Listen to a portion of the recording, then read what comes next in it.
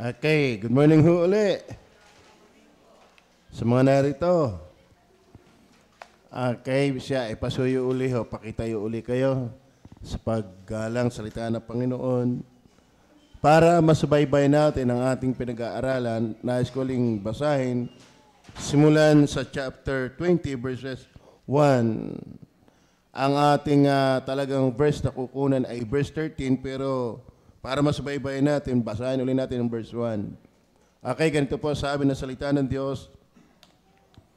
At sinalita ng Diyos ang lahat ng salitang ito na sinasabing, Ako ang Panginoon mong Diyos, na naglabas sa iyo sa lupain ng Ehipto, sa bahay ng pagkaalipin.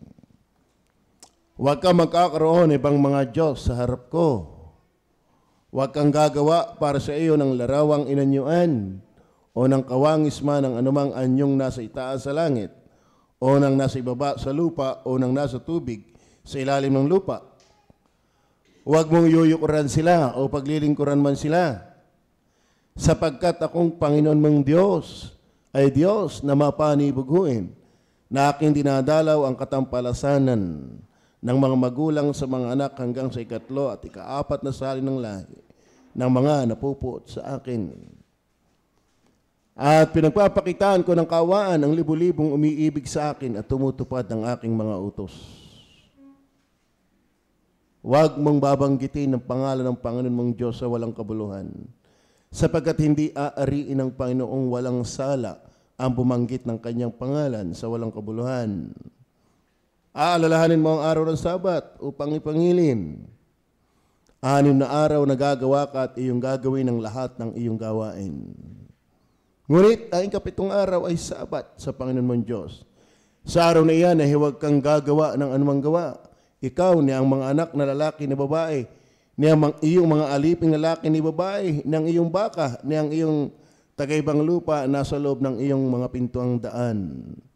Sapagkat sa 6 na araw ay ginawa ng Panginoon ang langit at ang lupa, ang dagat at lahat ng nangaroon, at nagpahinga sa 7 araw na anupat pinagpala ng Panginoon ang araw ng Sabat at pinakabanal. Igalang mo ang iyong ama at ang iyong ina upang ang iyong mga araw ay tumagal sa ibabaw ng lupa na ibinibigay sa iyo ng Panginoon mong Diyos. Huwag kang papatay. Tayo po'y manalangin. Panginoon, pakipagpala po na yung mga salita. Sana po'y kasangkapanin niyo po ito sa Santong Espiritu. Ang dugo ng Panginoong Jesus ang sumaamin. Sa pangalan ng Panginoong Jesus. Amen. So tayo'y bumabagta sa 10 utos. Tatandaan po natin ang 10 utos, yan po ay may layunin. Hindi ang layunin niyan ay para tayo'y maligtas. Hindi tayo pinatutupad ng 10 utos para tayo maligtas. Dahil hindi ibinigay ang 10 utos para paraan ng kaligtasan. Mano pa, ibinigay ang 10 utos para ipakita sa ating tayo napapahamak. Ano ha? Nilayo ng Diyos ibigay ang 10 utos para ipakita sa atin na tayo napapahamak. Bakit? Ang kautusan po ang ating malakas na ebidensya na tayo makasalanan. Ano ho? Ang sabi ng Diyos, huwag, huwag, huwag, huwag. At sa 10 huwag na yan, tayo'y palya. Wala hong nakakaganap ng 10 utos at walang makagaganap. Sapagkat ang sabi po ng Santiago chapter 2 verse 10, sa gumaganap ng kautusan at nagkakamali sa isa, ay nagkamali na sa siyam. Naintindihan niyo ba yan? Kaya hindi ho natin pinag-aaralan ng 10 utos para maging basehan ng ating kaligtasan, kundi para ipakita sa atin, nangangailangan ka ng kaligtasan. Bakit? Makasalanan tayo. Pasaway tayo. So ito po, at ang pagsaway sa kautusan ay pagbaliwala sa nag-utos. We are despising God. Hinahamak natin ang Diyos. Kaya kapag ang tao'y gumawa ng Diyos-Diyosan, hinamak niya ang tunay na Diyos. Ang sino mang hindi gumagalang sa mga magulang, Diyos ang binabypass. Ang sino mang bumabanggit ng pangalan ng Diyos walang kabuluhan, isang kasalanan. At tayo, kumabanggit natin ang pangalan ng Diyos, ang dami nating ipinangako sa pangalan ng Diyos na hindi naman natutupad. Di ka? Wag lang hindi tayo madulas, madapa. Diyos ko po. Lalo pag tumama sa waiting, naanalangin pa sa Diyos para tumama lang sa waiting. We are using the name of God in vain. Tama ba? So, dinideklara ng kautusan na tayong lahat ay makasalanan. Walang matuwid. Wala, kahit isa. At bilang tayo makasalanan, sumuway, lumabag sa kautusan ng Diyos, deserving po tayo sa punishment. Not sa blessing. Alam niyo ba, ang sumusuway sa kautusan ng Diyos ay sumpain. Nasa ilalim ng sumpa, nasa ilalim ng galit ng Diyos ang mga lumabag sa Diyos. Tingnan niyo po, silipin ko din ng kaunti. Doon sa Hebrew chapter 10, tingnan niyo po ang pagkakapahayag diyan. Sa Hebrew chapter 10, ay ganito po ang sabi.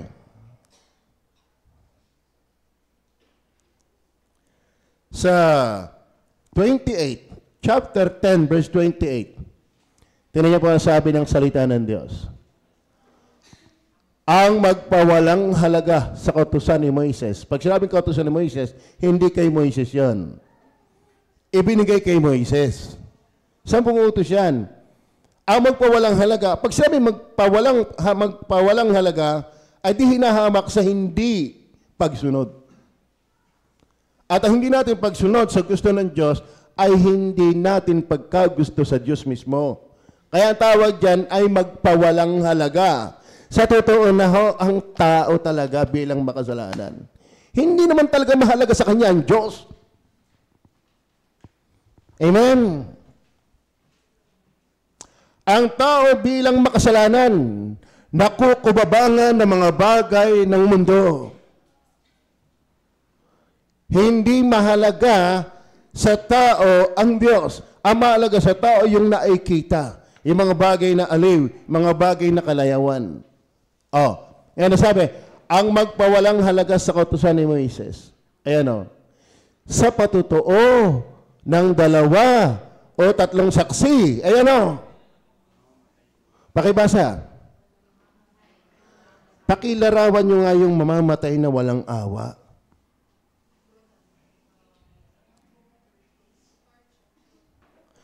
Mamamatay ng walang awa. Therefore, tayong makasalanan, hindi kaawa-awa.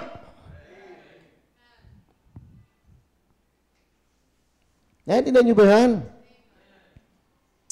Tayo po mga minamahal ay nasa ilalim ng puot ng Diyos. Bakit? Makasalanan tayo. Yan ang itinuturo ng 10 utos. Hindi para maligtas, kundi para ipakitang ikaw ay nangangailangan ng kaligtasan. Ang magpawalang halaga sa kautusan ni Moises. Ang daming humahamak dyan. Ayan ay mamamatay na walang awa. Ang bigat po ng salita, mga batid. Mamamatay na walang awa. Sino dito sa inyong nakagat ng lamok na may dala ng dingge? Pag nakita kaya ninyo yung lamok na carrier ng dingge, hahaplusin nyo. Nakakatuwa naman itong lamok na ito. O titirisin ninyo ng walang awa. Kita ko pag nangunguto, yung nangihinguto, nakakuha ng kuyumar. Kuyumar, yung maliliit na kuto. Ay talagang pag ilagay doon, pinagtutulungan ng 2 lalaki. Tinitiris. Wala ka nang makita kahit buto ng kuto. Ang ibig sabihin doon, hindi ka naaawa sa kuto. Hindi niyo ba yan? May kato ng aso. Mahal na mahal mo yung aso. Ang mahal ng bili mo. Nakakita ka ng pulgas. Nakakita ka ng kato. Kung matiris mo pa. Yung sabi nga, idinudiretso sa baga. Di nga yung pag nakuha yung parang pasas na sa kalaki. Yung nagbite, nagtingar-ngar. Kita mo yung pag sinuklay mo yung aso yan laglagan ng pasas. At kami nung kami ano na yan, ang ginagawa namin, sugba agad sa apoy. Parang walang awa na inilalagay mo yung kato, pulgas doon. Ano yung sabi ng Panginoon?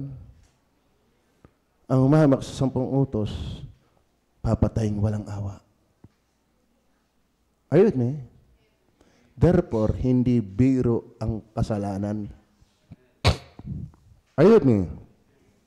Ngayon, isang bahagi ng kautusan na ating kukunin ngayon ay yung huwag kang papatay. No? Rampan po ang patayan ngayon. Pero aralin natin po, mga kapatid. Ang unang utos ng Diyos, huwag kang magkakaroon ng ibang Diyos sa harapan ko. Hindi naman po ang Diyos lang ay yung nasa dingding. Lahat ng pinagpapahalagahan mo ng labis sa Diyos, yan ay Diyos-Diyosan. Lahat ng minamahal mo na mas mahal mo kaysa sa Diyos, yan ay Diyos-Diyosan. At ang sabi ng Diyos, huwag kang magkakaroon ng ibang Diyos sa harap ko. Kung pabababawi natin, lahat ng pumipigil sa iyo na hindi makasunod sa Diyos, yun ang Diyos mo. Are you listening? Amen. At alam niyo ba, pinakamahigpit na Diyos-Diyosan ng tao? Sarili. Dahil yan ay maraming gusto kung bakit hindi ka makasunod sa Diyos dahil lang gusto mo. Kaya pinakamahigpit ding kalaban, hindi si Satanas. Ikaw mismo.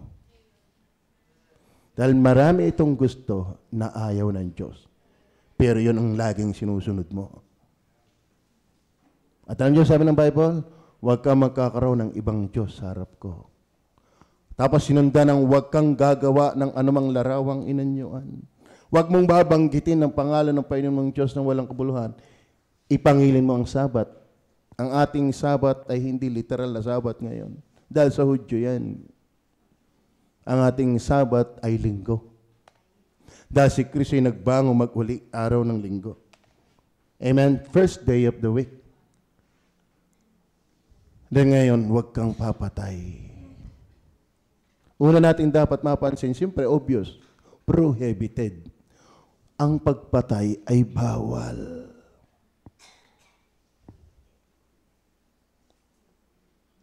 Pero alam mo ba, ang pagpatay hindi lang naman yung ikinanaksak.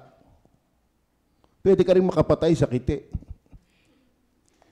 Tingnan po ay Matthew 19 verse 18.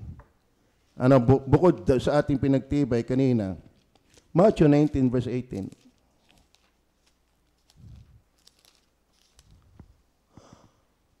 Sabi niya sa kanya, alin-alin, at sinabi ni Jesus, huwag kang papatay. So, kinote mismo ng Panginoong Jesus yung ibinigay kay Moises.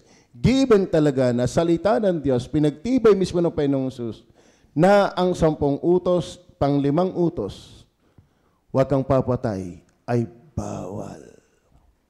Alam niyo ba, ang pagpatay ay hindi lang sa gera nagaganap, hindi lang sa barilan nagaganap, maging ang mga estudyante ay pumapatay. Bakit? Yung mga nabuntisan ng wala sa panahon.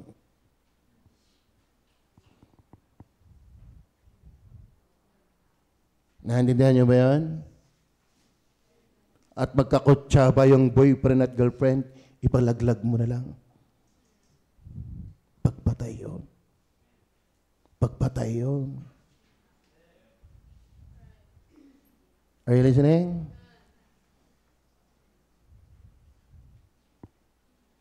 Alam niyo ba yung pagpatay, matindi yan. Hindi ikaw ang nagbigay ng buhay para ikaw ang kumuha niyan. Wala sa iyong kamay yan. Bagaman may malalim pa doon. But my point is this, huwag kang papatay, bawal yan. Paano Pastor paglamok? Hindi yan ang ating pinag-uusapan. Hindi moral yan. Are you with me?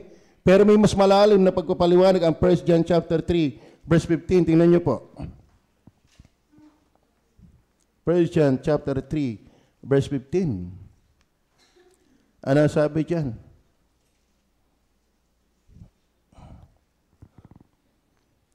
Ang sino mang napupuot sa kanyang kapatid ay mamamatay tao. Mga kapatid, napupuot lang. Napupuot lang. Wala ka pang ginagawa. Naintindihan niyo ba yun? Para bagang lalaki, nakatingin laang ng masama sa babae. Ang sabi ng Bible, nagkasala na ng pangangalo niya. Hindi mo hinawakan ng kamay. Wala ka namang ginalaw. Pero tumingin ka ng masama sa babae. Nagkasala ka na ng pangangalo niya. Pero ito, ang sino mang napupuot sa kanyang kapatid ay mamamatay tao. Kalaan mo yun? Napupuot ka pa lang, ang kalibre mo na, mamamatay tao. Wala ka pang inundayan, wala kang binaril, wala kang sinakal, wala kang pinatay sa kite. Pero pag ikay may matinding galit, ay mamamatay tao ka na. Alam mo, maraming tao, ang daming-daming pwedeng itanim, pwedeng gabi, kamote, saluyot. Pero ang tinatanim ay galit. Abi, yung galit na hindi maalis-alis yan ay puot. At ang equivalent niyan, mamamatay tao ka na. Mamamatay tao ka na. Kaya, ang sino mang napupuot sa kanyang kapatid ay mamamatay tao. Kaya tunay na anak ng Diyos, walang kinapupuutan. Amen. Dahil imposibleng pwedeng ikaw ay sigalbo, bigla, pero yung nananatili sa iyo yung buhay na galit na galit. Parang ang walang Holy Spirit niyan. Ang bunga ng Holy Spirit ay pag-ibig. Kaya walang tunay na anak ng Diyos na may habang buhay na puot.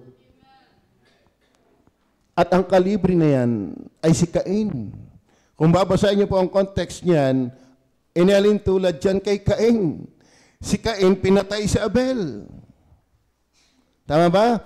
Meron kasing magkapatid sa laman pero hindi magkapatid sa espiritu. Maliwanag mo ba yan?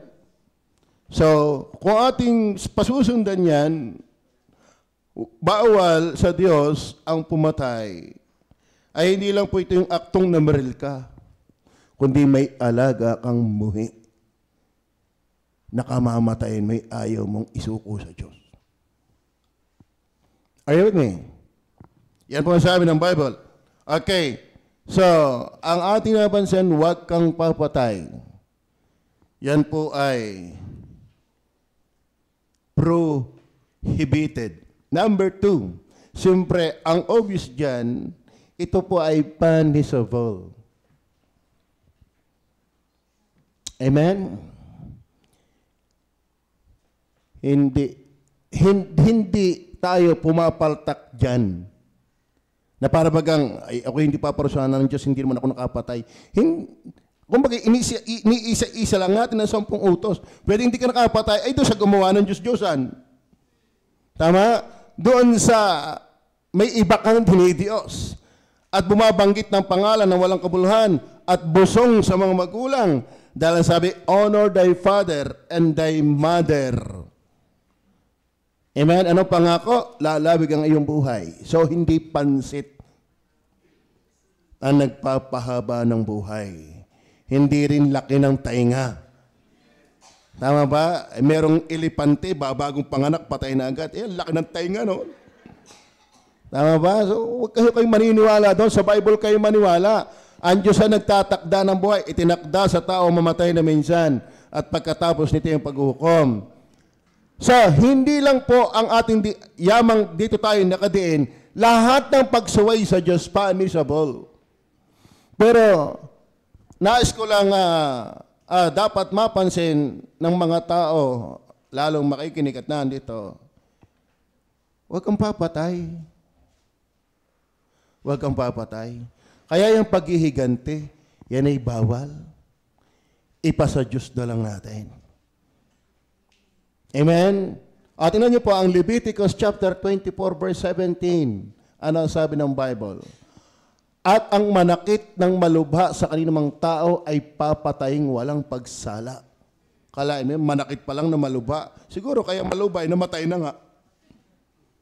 Amen? Yung bang kinilitim mo sa saksak, pinutulan mo ng liig, masyado kang natuwa. Ano? Ang puntos natin mga kapatid, ang manakit ng malubha sa kaninumang tao yan, papatayin. Ibig sabihin, hindi libre. Laging may katumbas na punishment. Tingnan pa natin. Ang Proverbs chapter 28 verse 17. Ano sabi ng Bible?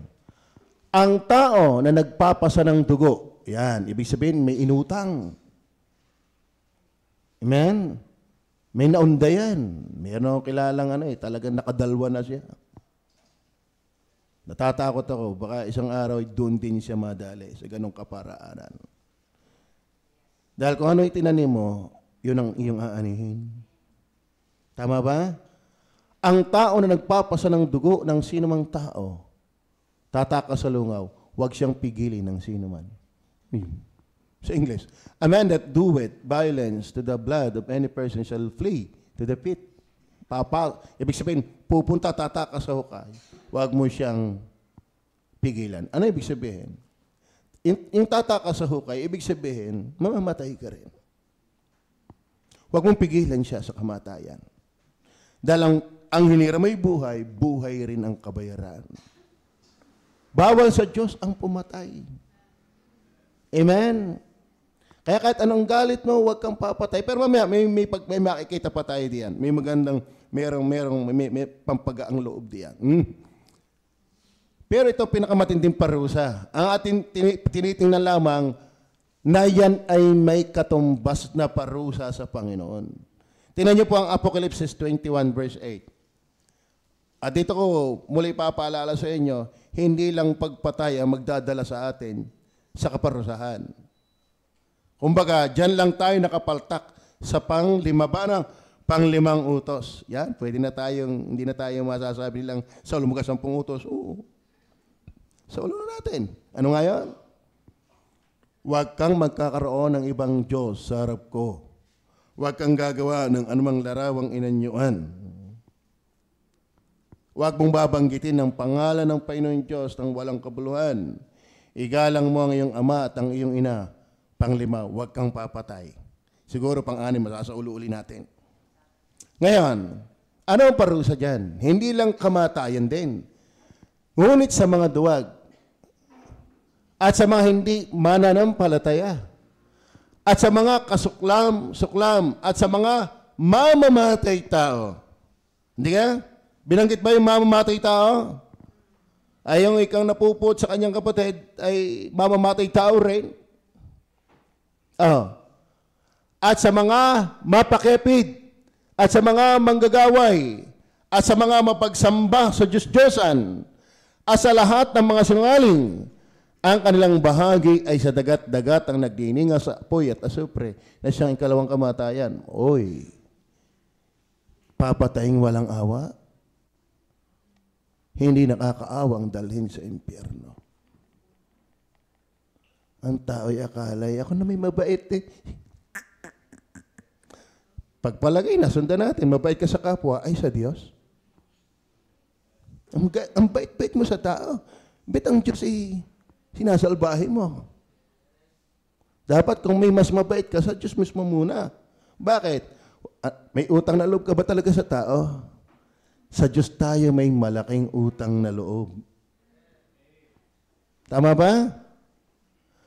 Alam niyo ba itong mga dahilang ito kung bakit dadali sa impyerno? Halos hango sa kautusan na nilabag. Ngunit sa mga duwag, ayaw sumunod, ay di duwag. At sa mga hindi mananampalataya, kaya nga hindi sumunod, ayaw mananampalataya.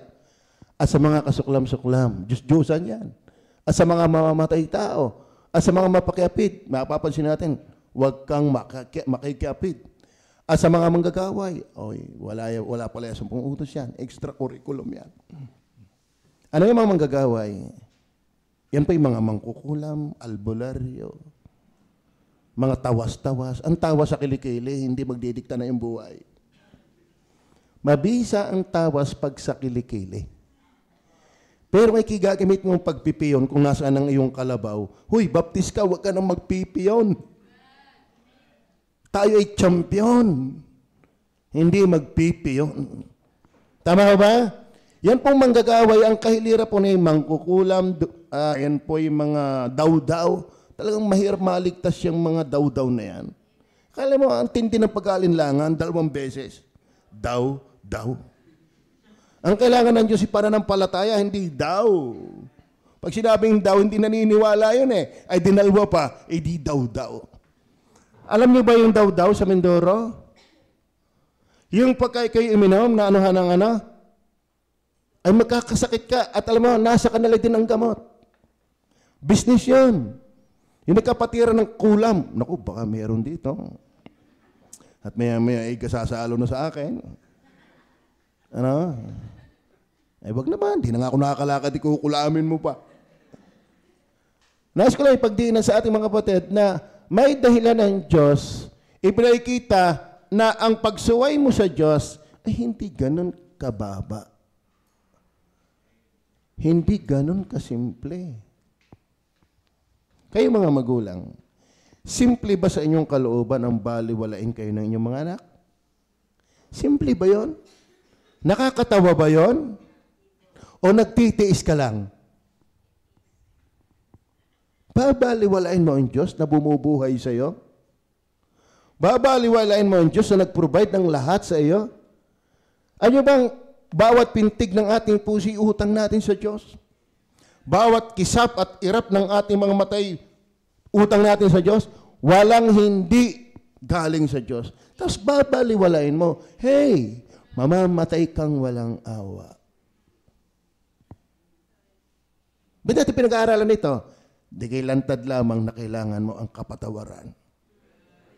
Kailangan mong magsisi. Tama ba? Ang kautusan ay hindi inihayag para magligtas, kundi para ipakitang dapat kang maligtas. Magsisi tayo. Tingnan niyo pa. Isaiah, sige, tapusin mo natin ang Revelation 21:8. Ngunit sa mga duwag at sa mga hindi mananampalataya, at sa mga kasuklam-suklam, at sa mga mamamatay tao, at sa mga mapakiapid, mga kapatid, huwag na kayo magpadami ng asawa. Hirap na nga sa isa. Magpapadami ka pa. Kala mo kay ganun kadali yun. Ang seryosong lalaki dapat magtapat sa isang babae. Bakit? Ang hirap. Kala mo kay gagaling kapag nakadalwa ka, lalo ka lang maluluko. Hindi naman ibig parang napaka-negative na eh. Pero kay pasay maluluko na hindi. Ang ibig ko sabihin, mabigat. Mabigat yun. Ako'y awa na nga sa asawa ko. Bakit? Sabi ko, Mami, paano kung ikaw ang magkasakit? Huwag naman mangyari. Ilalayo ng malayong-malayo. Pakipareho sa aking bianan, nakakaawa yung bianan ko eh. Binidyohan ni Madam ng isang araw kausap, payat na, hindi na makabangon. Kaya na, sabi ko sa kanya, paano Mami kung ikaw ang ganyan? Bakit? Sino maglalaba? Sino mag-iintindi kay Jumuel? Pero hindi ka man magawa na yun eh. Tapos kayo mag-iipon pa ng marami? Hindi. Maging tapat sa isa. At saka kasalanan yun. Kasalanan yun. Eh tayo, nasasanay. Kasi parang gaan-gaan gawin ng unbeliever yun eh. Pero yung private ng buhay nila, muhi yun sa kanilang buhay. Hindi na nga lang makabalik. Yung mga artistang kaliwa din eh. Tinan niyo po, na magpatuto si Michael De Mesa. Di ilang beses nag-attempt ng suicide. Tama ba? Lumubog, De Mesa pala, De Mesa. Kala mo sikat, mayaman, pero nagmakaawa sa Diyos eh. Naligtas, bakit? Ay, sa gandang lalaking yun. Kamukha lang kami. Diya. Ayun palang Elvis Presley ng Pilipinas. Kamukhang kamukha talaga. Pero alam niyo bang, wasak ang buhay. Kumilala siya na ang bigat ng maraming responsibilidad. na hindi mo naman kayang dapan. Para kayo may 10 sasakyan, mapapaandar mo kayo sabay-sabay. Kaya nga kilala, nalilimutan na yung ibang bahay niya sa karamihan. Ang tindi na yun. Samantala kami nasa likod lang. But my point is mga kapatid, yung mga kasalanan yan, magdadala sa impyerno. Ibig sabihin, hanggat hindi ka nagsisisi, doon ka pupunta.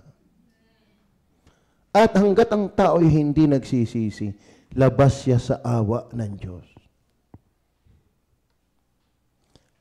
Tama naman ang Diyos ay mawain, pero hanggat hindi ka nagsisisi, labas ka sa kanyang awa. Nanindihan niyo ba yan? Para kang tubig sa kanal, wala ka sa drum. Ang tubig na nasa kanal, wala sa loob ng drum. Tama ba? Maraming tao labas sa karanasan ng awa ng Diyos hanggat hindi nagsisisi. Isaiah 55 verse 7. Naalaala ko lang. Tingnan niyo po ang sabi ng Bible.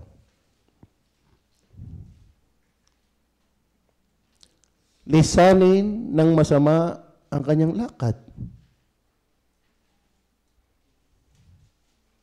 Hindi naman lakad na masama ang lakad. Ibig sabihin yung estilo ng buhay. Napakarami ang estilo ng buhay ay masama. At nang liko ang kanyang mga pag-iisip. Kaya may masamang lifestyle dahil lang likong pag-iisip. At manumbalik siya sa Panginoon. Pakibasa ng lahat.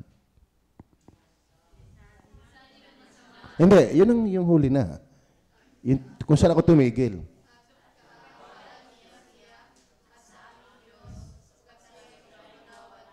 Okay.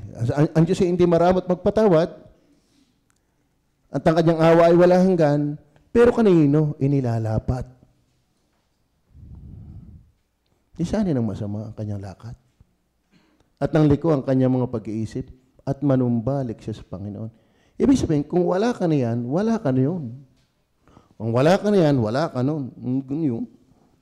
Kung wala ka ng unang praise, wala ka ng second praise. Naintindihan niyo ba yan? Kaya ibig sabihin, hanggat ang tao ay walang pagsisisi, labas siya sa awa ng Diyos. At pag siya labas sa awa ng Diyos, ang sabi ng Bible, papatayin siyang walang awa. Ba't papatayin walang awa? Ay labas nga sa awa ay. Bakit? Ang humamak sa batas ni Moises, papatayin walang awa. Kaya ang kanyang pupuntahan, dagat-dagatang apoy. Ang tanong, magaan ba yon? Gusto niyo ba yon? Ay, naman, pastor, pwedeng totoo, pwedeng hindi. Yan ang daya ni Satanas sa iyo. Walang salita ang Diyos na pwedeng hindi totoo at pwedeng hindi totoo. Tama ba? Yung ang damo, totoo. Ay sabi ng Diyos, magkaroon ng damo. O kita mo, totoo ang damo.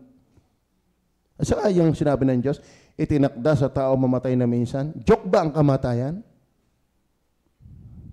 Bakit tayo may kampusan to kung yan ay joke? Joke ba ang kamatayan? Ay, hindi pa naman nangyayari sa akin. Huwag kang mag-antay. Huwag kang mag-antay. Huwag kang mag-alala. Darating tayo dyan. Amen. So sana mga kapatid, makita natin, delikado ang hindi magsisi at manampalataya sa Panginoong Yesus. Dahil tayo makasalanan na ipinapakilala ng 10 utos. Then number 3, ito pa malupit mga kapatid, not only prohibited, punishable, but perverse. Mapapansin natin yung perverse. Ano ibig sabihin? Ang malupit ito mga kapatid, alam mo naman yung taong siya makasalanan eh. Tama ba? Dahil ibinabadhayan, ipinapakita ng kautusan, pero ang tao ay stubborn. Ang tao ay matigas. Naintindihan nyo gayon? Ay, ano ngayon? Walang pakialaman. Buhay ko to. Sino may sabi sa'yo walang pakialaman? Ang Diyos ay dapat makialam sa'yo. Kaya may salita ng Diyos. Tingnan po ang Proverbs chapter 12 verse 8. Ang lakad ng nagpapasa ng sala ay lubhang liko. Ibig sabihin, ang taong makasalanan ay talagang lubhang liko. Ngunit tungkol sa malinis, ang kanyang gawa ay matuwid. Ay may salitang liko, lubhang liko, baluktot. matindi sa pagiging baluktot. Magaling pa yung paa na dadaan sa hilot, pagbali at baluktot. Yung scoliosis, may pera ka lang, kayang gamutin yan. Pero pag wala kang pera, napainggan mo lang yung presyo, lalo na bali ang likod mo. Ano? Pero kapag ikaw ay may problema sa bali, may problema sa baluktot mong likod, sa paa, nahihilot yan. Pero alam mo ng tao, alam nilang makasalanan, hindi mahilot. Buhay ko na to eh. Wala na akong magagawa. Buhay ko na to eh. Pangatawanan ko na. Huwag mong sabihin yan, magsisi ka. 14 verse 2, ano sabi diyan? Wala imposible sa Diyos. Tama? Kaya kanyang ituwid kung magpapatuwid. Siyang lumalakad sa kanyang katwiran ay natatakot sa Panginoon.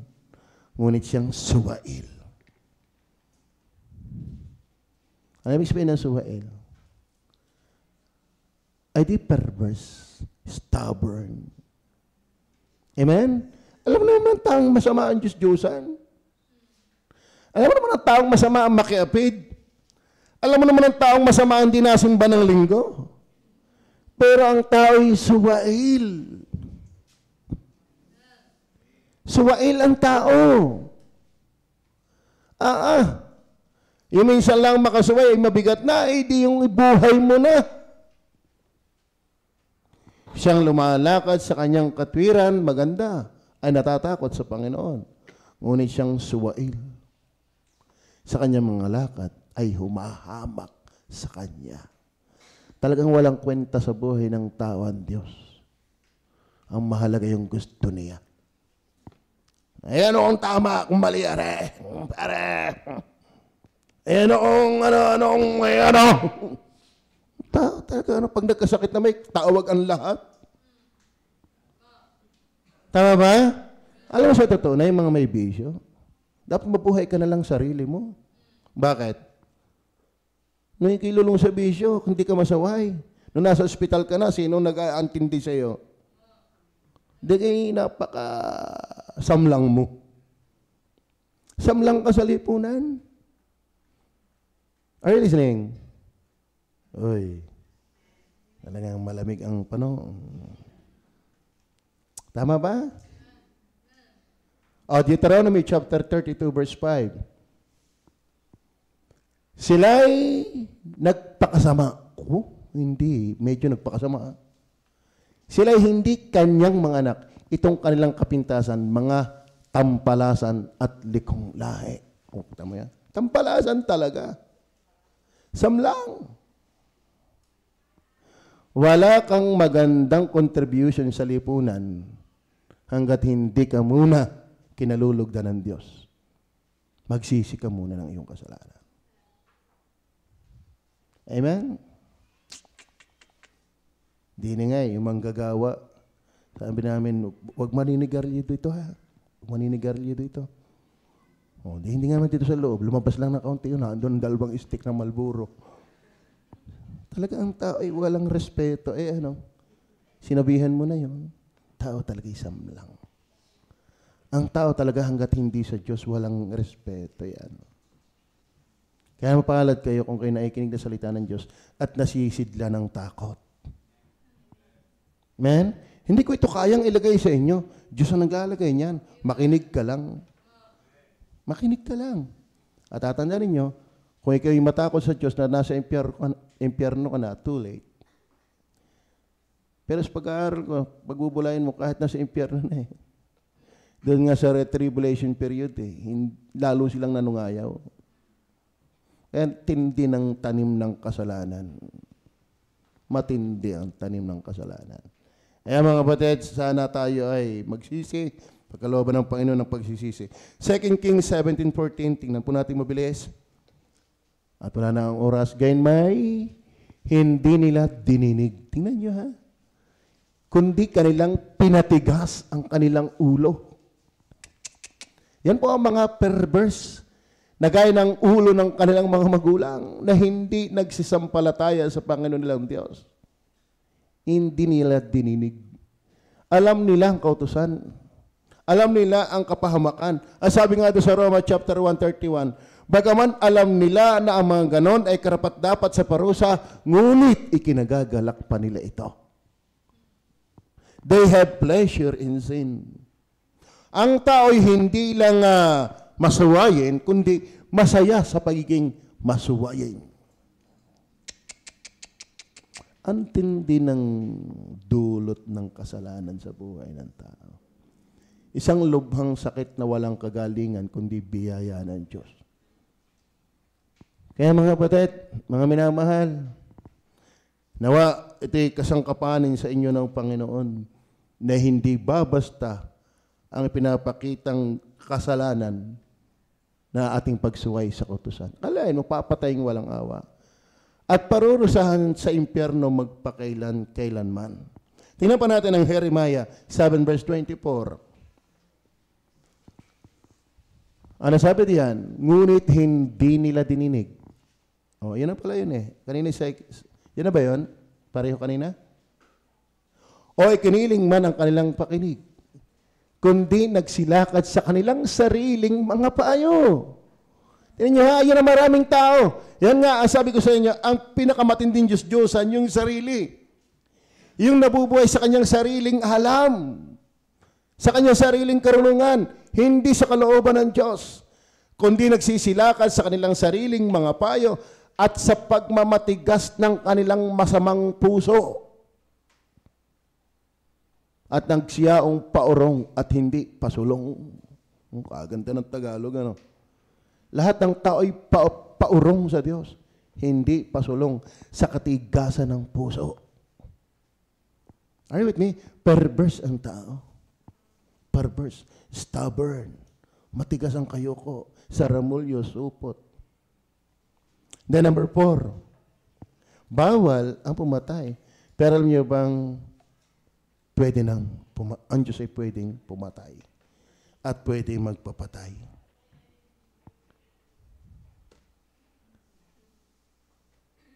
Sabi ng Muslim, ayaw ko sa Bible, inutusan daw si David na ubusin ng Palestine.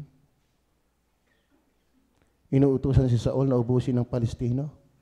Ba't ang ika-Diyos niya yan, nag-uutos pumatay? Ano ba? Ang sabi ng Diyos ay huwag. Hindi ka? Huwag kang papatay. Nagkasala ka, ay di patayin. Kapag wala kang kasalanan, huwag kang papatayin. Pero ikinasa kasalanan na, papatayin na. Naintindihan niyo ba yun? At alam niyo bang lahat ng tao ay partner na. Partner na lahat ng tao. Papatayin. Na walang awa. Hindi tayo cute. Magpaganda ka na, hindi ka cute sa paningin ng Diyos. Hanggat wala ka kay Kristo na siyang lubos niyang kinalulugdan, ikaw ay nasa ilalim ng puot ng Diyos. Romans chapter 1 verse 18. Psalm 7:11, ang Diyos na may galit araw-araw. Bakit? Ang kasalanan ay minuto. Genesis 6 verse 5, walang panahon na tayo naging mabuti sa Diyos. Ngayon, bakit ang Diyos nagpapapatay? Bakit? Hindi ka naman kailangan mabuhay pa kung tutusin. Kaya meron tinatawag na tawag dito, yung natural grace. O, tawag dito, merong biyayang tinatawag na yung natural. Ang Diyos ay, common grace. Ang Diyos kahit sa ligtas at hindi, nagpapasikat ng araw. Tama ba? Nakikinabang din si Satanas. Alam niyo, Satanas nasa world. Ang tawag doon ay common grace. Pero ang special grace, ini-enjoy ng mga naligtas na. Hanggat wala ka sa ilalim ng biyaya at awa ng Diyos,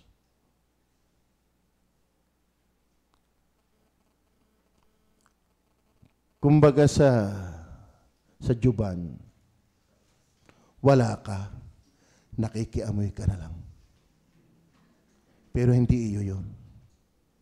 Nakakita ka ng tawag dito? Ranger. Ranger ba yun? yung sasakyang maganda. O kaya hammer, napukpok ko tuloy.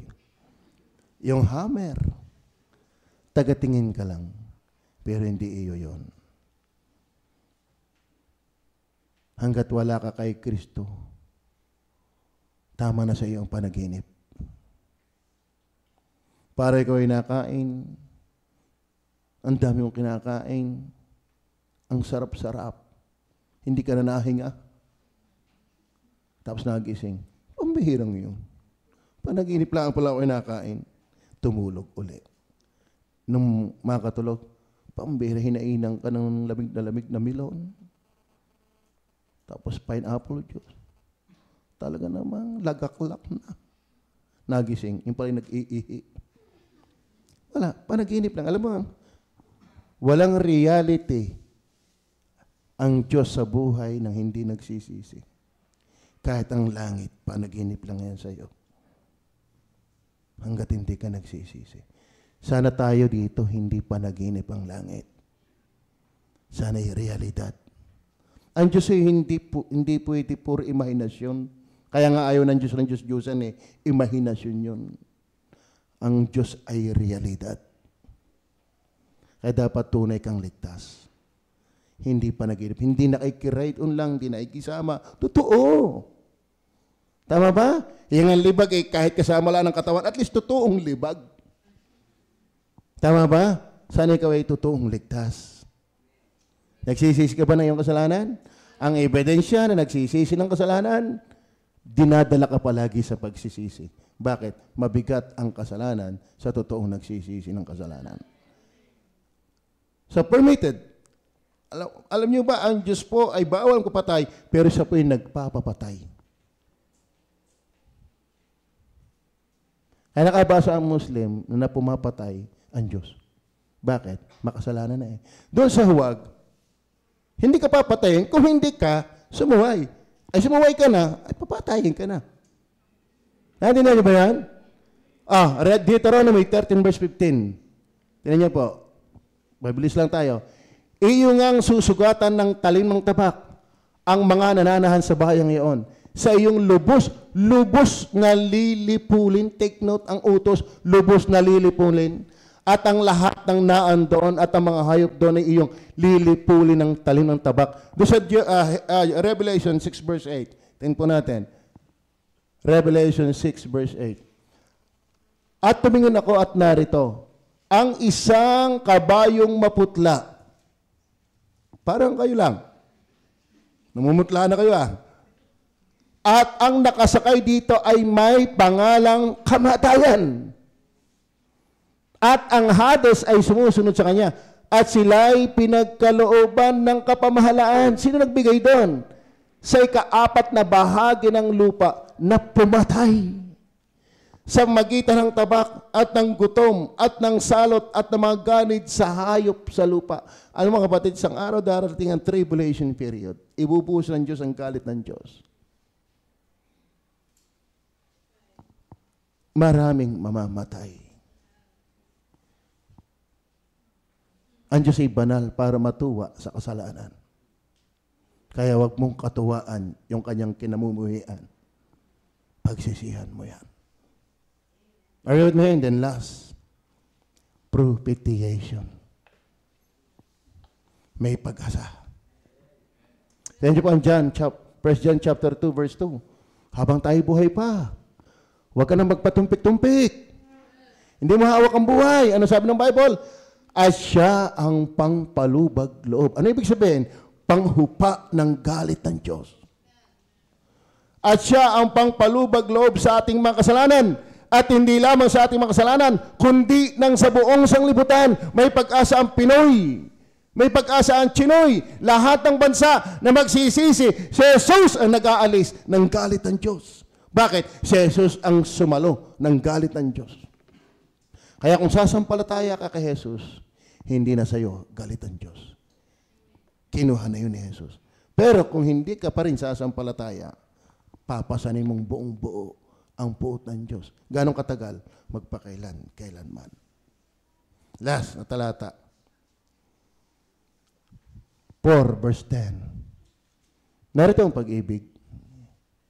Hindi sa tayo umibig sa Diyos, kundi siya ang umibig sa atin. Take note. Pakibasa.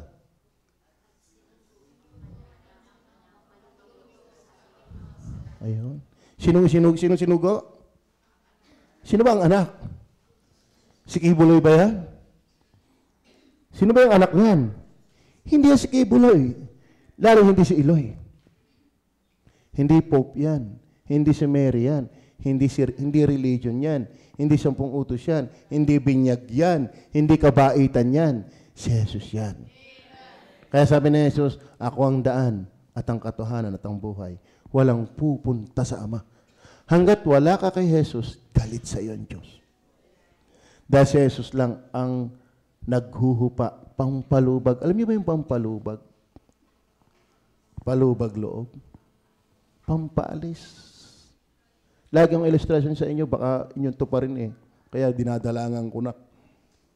Para yung dalawang nagtanan. Yung babae, hindi maisip ng mga magulang, bit napagusto sa lalaki. Ay kasama-sama.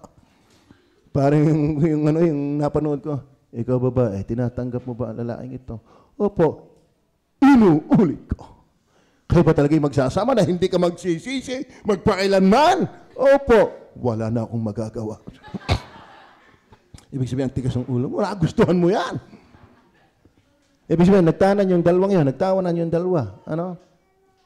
Sa galit ng mga magulang sa babae, dahil doon sumama, tinakwil. Lumayas ka na. Ayaw ka nang makita ang pagmumukha mo. Ni anino mo. Abay, nagkaapo, hindi nakatulad sa ama. Nakatulad sa lulo at lula. Abay, ang pugi! Ang ganda!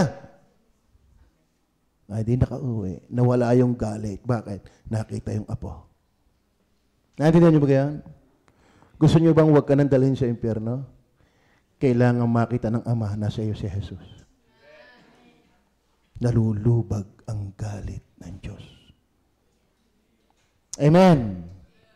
Wala kang pag-asa kundi si Jesus. Wala kaming ipinapangaral dito kundi si Jesus.